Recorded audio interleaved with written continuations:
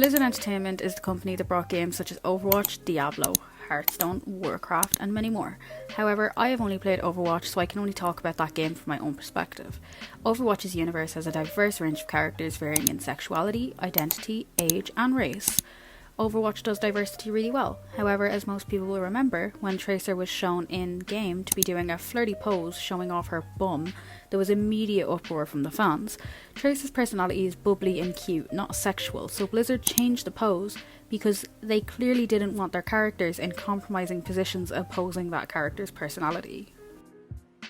This brings me to the point that Blizzard completely contradicts this message by blatantly over-sexualizing their female characters. I'm going to use the Summer Games event in Overwatch as an example. Here is Reaper's Summer Games skin versus Ashe's most recent Summer Games skin. Now, I have to preface, I am a woman. I know what women wear in summer. It's not an inherent issue with the bikini, or that in summer girls wear bikinis.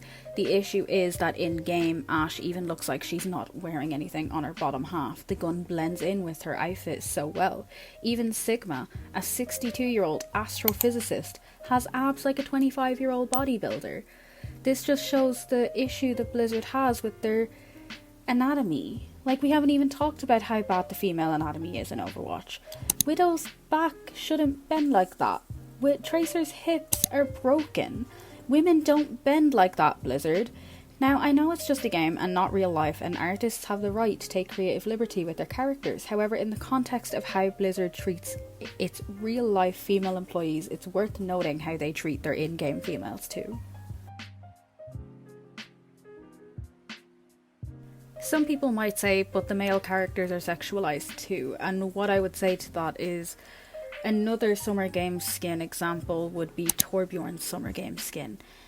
It's the closest thing to a semi-explicit skin, anything close to the female characters. However, this skin is played for laughs and isn't supposed to be sexualized, whereas the female skins are made for the male gaze. The half-naked Torb is supposed to be funny, but Ashe's kissing the wind is for entirely different reasons. I need to finish this section off by saying I am not trying to tell women what they can and can't wear. I am an artist and I want to empower women. My issue isn't inherently with sexuality or being sex positive, but the fact that the female characters in not just Overwatch but games in general are over-sexualized where the men are not. Any sign of sexualization of the men is simply played for laughs and for funny ha-has. I now want to show you a quick clip of a woman who spoke to the WoW male developers and asked them if it would be possible to get a female character who's anything other than created for the male gaze. The clip pretty much speaks for itself. It's kind of hard to watch, but it's only a minute long, so. I love what you guys done with Little Crest. I love the fact that you have a lot of very strong female characters. However, I was wondering if we could have some that don't look like they've stepped out of a Victoria's Secrets catalog.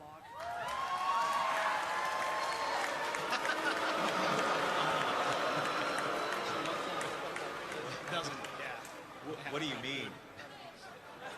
Wait. Which catalog would you like them to step out of?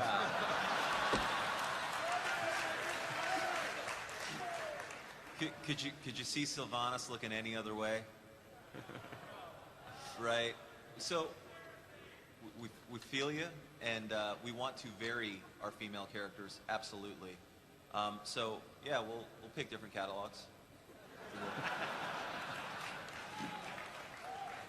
Hey, Alex, what catalog is that Tauren female coming out of?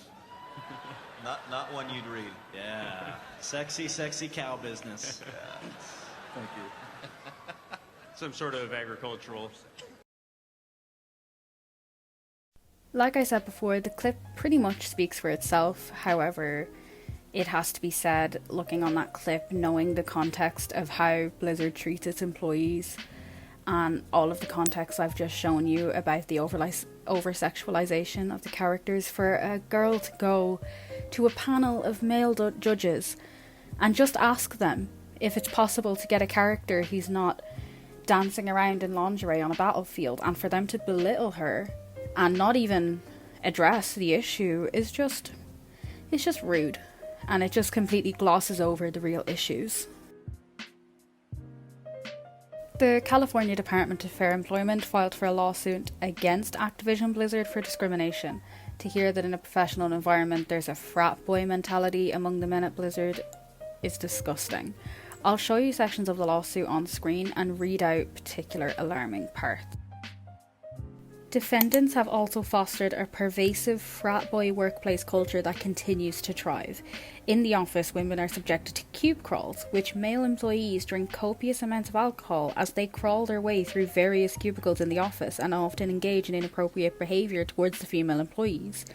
Male employees proudly come into work hungover, play games for long periods of time during work, while delegating the responsibility to female employees.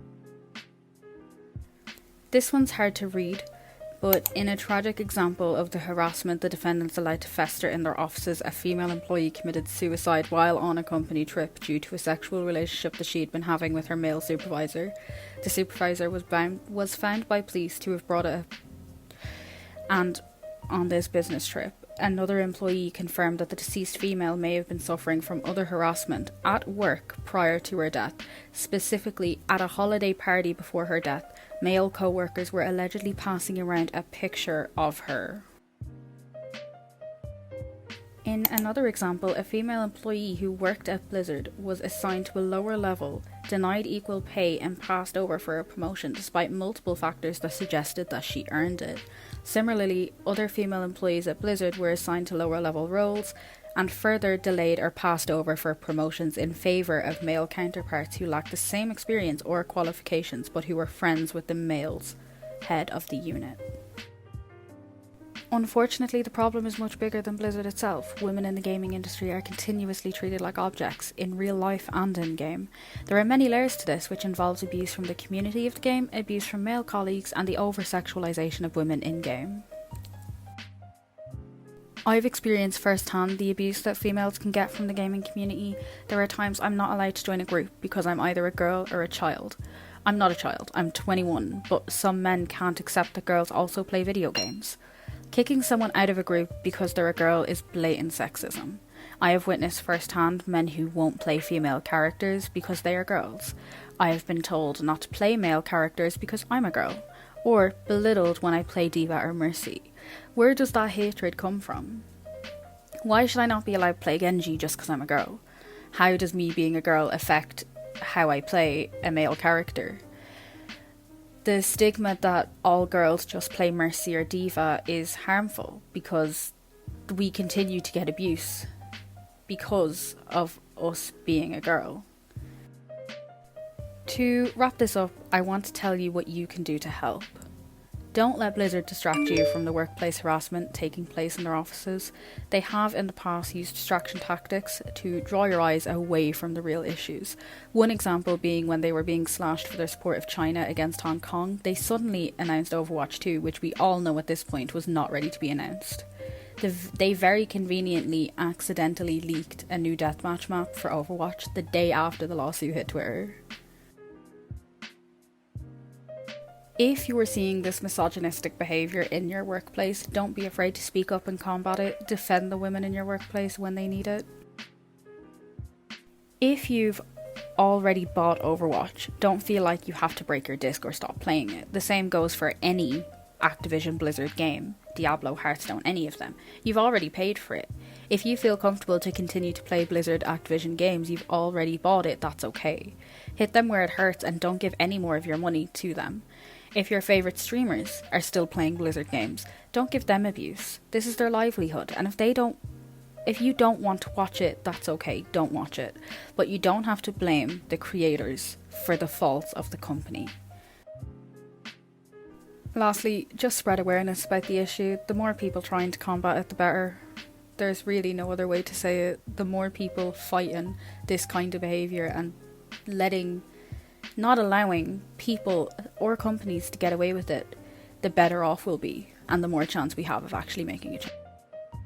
I know this might have been a hard video to watch. It deals with pretty heavy issues in not just the gaming industry, but just women issues in general. I do hope it was informative and that you enjoyed watching. Let me know your opinions in the comments. I'd love to foster a discussion about this.